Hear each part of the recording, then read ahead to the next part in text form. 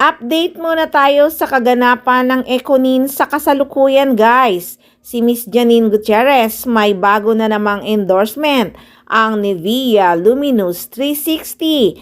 Bagay kasi talaga sa kanya ang mga beauty products kasi magandang skin at elegant at natural ang beauty ni Miss Janine. Ika nga walang retoke ang aktres. Addition is my Nivea Luminous 630 routine. The only brand made with thiamidol, it's the most effective anti-spot ingredient. Hey guys, it's Janine and we're here at the SM Mall of Asia ATM for the launch of Nivea Luminous 630 Thiamidol. We're gonna be here the whole afternoon. I'm backing on Sino? At syempre, hindi rin maiwasan na tanungin siya ng mga press tungkol sa reaksyon niya about sa bagong movie ni Jericho Rosales na Manuel L. Quezon. Nako, kitang-kita ang ningning ng mga mata ni Janine na sobrang saya at excited sa bagong movie ni Jericho Rosales. Yes. I'm so excited. I'm so excited kasi I love historical. At tinanong na rin ang tungkol sa bago nilang teleserye ni Echo.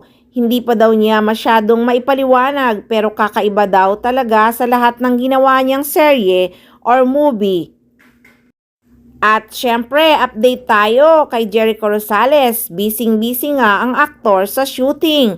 May post pa nga siya sa social media account niya na ending long shot days na umiinom ng hard Mountain Dew.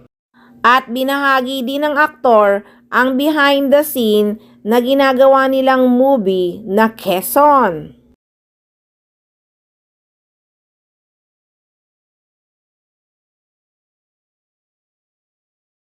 Pinahanga talaga at pinalakpakan si Echo sa pagganap ng Quezon. Aniya nga ni Mon Confiado. Ang galing niya, reading pa lang, nakikita ko na si Quezon, yung accent, yung delivery, pinahanga niya kaming lahat, palakpakan kaming lahat ng reading na akala namin, babasahin lang. Pero pinakitaan kami ni Jericho Rosales na Quezon ha, kinikilabutan kaming lahat. Si Jericho Rosales na daw talaga ang pinaka-perfect na gaganap bilang Quezon ngayon.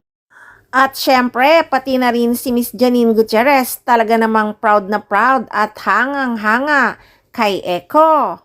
Isa kasi si Jericho Rosales sa dream niyang makatambal sa isang project, kaya naman natupad talaga ang kanyang pangarap.